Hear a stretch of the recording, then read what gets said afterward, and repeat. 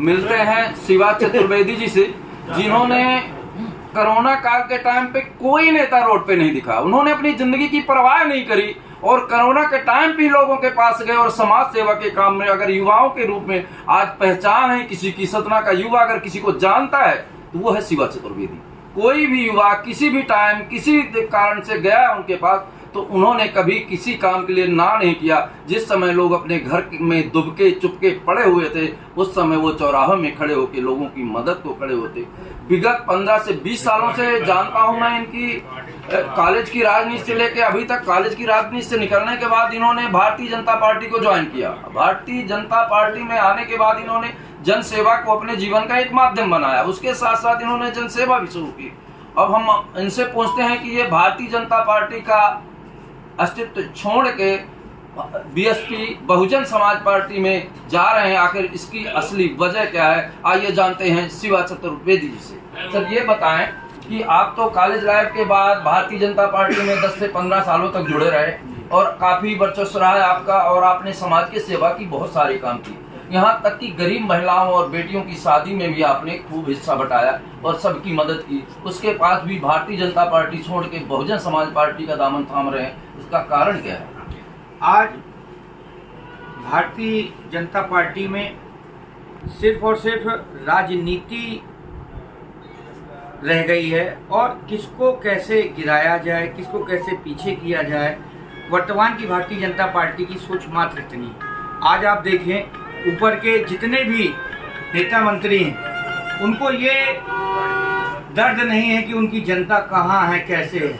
आप हमारे सतना की ही बात कर लें, विगत 20 साल से आप सब सतना में रहते हैं। मैं सतना की जनता से पूछना चाहता हूँ कि आज से 10-15 साल पहले लोग जो रीवा में रहते थे वो सतना आके रहना चाहते थे, लेकिन आज अगर आप रीवा का विकास देख लें तो हमारे सतना से 50 गुना ज़्यादा हुआ।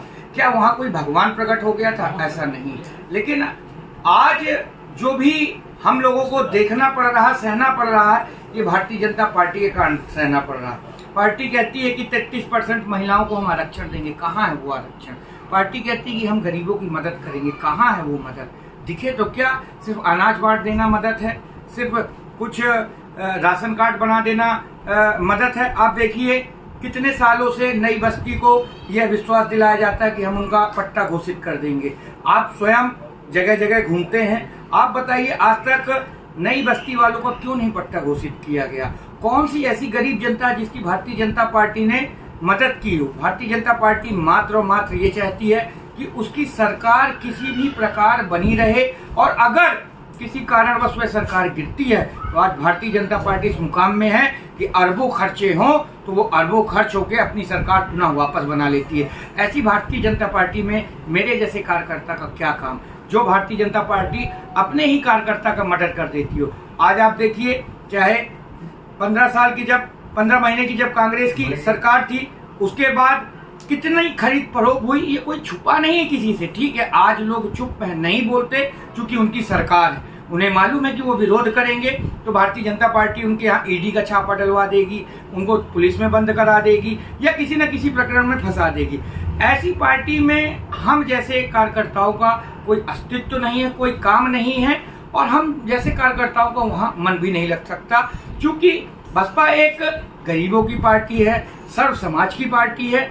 और मैंने ये देखा है कि बसपा में जितने लोग जुड़े हैं वो कभी अपने किसी निजी काम को लेकर अगर कहीं गए हैं तो उनके जो भी प्रभारी होते हैं उनकी मदद करते हैं, लेकिन भारतीय जनता पार्टी में हमें जनता बता दे अगर उनका एक भी काम होता हो। तो ऐसी पार्टी में मेरा कोई काम नहीं, इसलिए मैं आज भारतीय जनता पार्टी की सत्ता छोड़कर और भाजपा में सदस्यता लिया। भी आपने जैसा कहा कि भारतीय जनता पार्टी में कोई काम नहीं होता है, पर माननीय गणेश सिंह सांसद पटेल जी कह रहे हैं कि मैं जो काम करता हूं वो दिखाई नहीं देता, उसे दिव्य दृष्टि से देखना पड़ता है। तो क्या आप मानते हैं कि उसे दिव्य दृष्टि से देखना पड़ता है? उनके काम दिखाई नहीं देते पर होते हैं, ऐसा उनका स्वयं का कहना है। जी बिल्कुल, उन्होंने सही कहा, उनके काम दिव्य दृष्टि से देखना पड़ता है। अब चूंकि जब सांसद जी पहली बार चुनाव लड़े थे तो लोगों से कहा करते थे कि मैं 3 एकड़ का काश्तकार हूं और आपके सामने आया हूं, मैं किसान का एक बेटा हूं, आप सबका आशीर्वाद चाहता हूं और आप सबके आशीर्वाद से सांसद या अन्य चीज बनना चाहता हूँ। आज आप उसी सांसद जी को देख लीजिए, आज वह इंडिया में अगर संपत्ति की बात की जाए तो तीसरे या चौथे नंबर में आते हैं। आज उनकी 1 नंबर की संपत्ति 500 करोड़ रुपए से ऊपर। मैं वो सांसद जी से पूछना चाहता हूँ कि ऐसी कौन सी दिव्य शक्ति है उनके पास कि इन 15 सालों में उन्होंने 500 करोड़ रुपए कमा लिए। वो इसका हिसाब दें कि आखिर वह पैसे आए तो आए कहाँ से।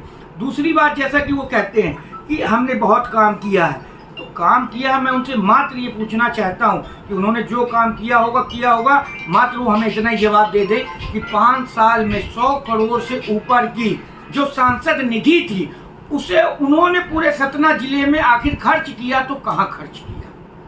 बहुत सही बात इन्होंने कहा कि मैं अन्न मदों की बात नहीं करता, मैं सांसद निधि की बात करता हूं कि उन्होंने कितनी सांसद निधि सर्व समाज के लिए खर्च की या अपने समाज के लिए खर्च की या कहां खर्च की, इसका विवरण समाज में पब्लिश करना चाहिए। और ये न्याय संगत भी है, ये समाज भी चाहता है कि वो अपने सांसद निधि का पैसा समाज को बताएं और लोगों को बताएं कि मैंने अपना पैसा इस तरह से किया और इस तरह से खर्च किया, ताकि लोगों ने जिन्होंने 20 साल तक उन पर विश्वास करके उन्हें जिताया, अब आज की दृष्टि में देखा जाए तो अब आगे क्या होता है। मैं उमेश गौतम, समग्र प्रदेश समाचार से।